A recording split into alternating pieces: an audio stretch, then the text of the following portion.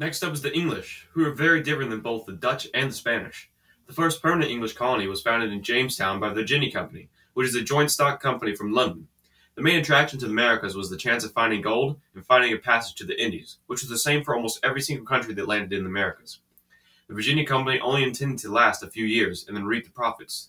So this greatly pressured the colonists because if they did not make a quick profit, they would die and be abandoned in the wilderness, not necessarily in that order. Many earlier settlers began to starve and die off because they did not know how to fend for themselves, so they began raiding the nearby Native Americans that they called the Powhatans, named after their leader, who of course was named Powhatan. Powhatan had conquered several nearby tribes and at first thought that the English could be his allies. However, their relationship became very tense because the starving colonists raided Native American supplies. These tensions grew even worse when Lord Delaware arrived in 1610. He declared war on the Powhatans and raided villages, burned houses, confiscated provisions, and torched cornfields. He was a jerk. A peace settlement later ended this first Anglo-Powhatan war. This was sealed by the first interracial union in Virginia, John Rolfe and Pocahontas. A fragile peace followed this war for 8 years, but the Indians grew tired and tried attacking the settlers. They killed 347 settlers, including John Rolfe. The Virginia Company ordered for a war without peace that would make the Powhatans no longer exist. That sounds final. After the second Anglo-Powhatan War, presumably there's probably not a third, the Powhatans were banished, and by 1685 they were considered extinct. Diseases greatly helped speed up the death of the Powhatan race.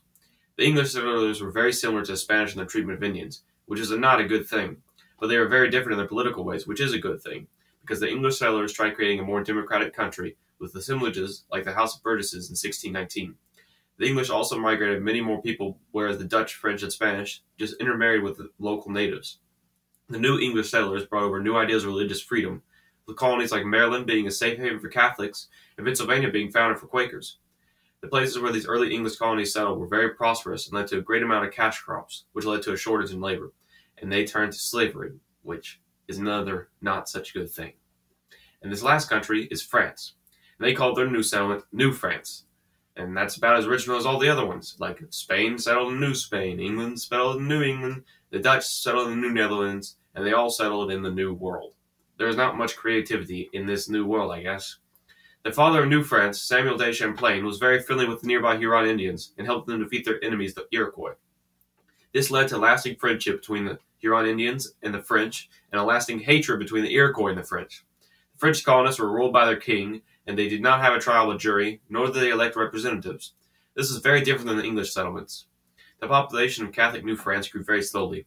Around 1750, only 60,000 whites lived in New France. This was because nobody had a reason to move. Landowners had no reason, and the Protestants who did have a reason were not allowed to leave France. The mainland of France also mostly favored their Caribbean colonies because they made them more money than their northern Canadian colonies. That's because nobody likes Canada, I guess. But there is one valuable resource that they had in Canada, the beaver. Fur trappers began killing beavers and selling their fur back to France. They even hired local natives to help in their fur business. These trappers nearly made the beaver extinct.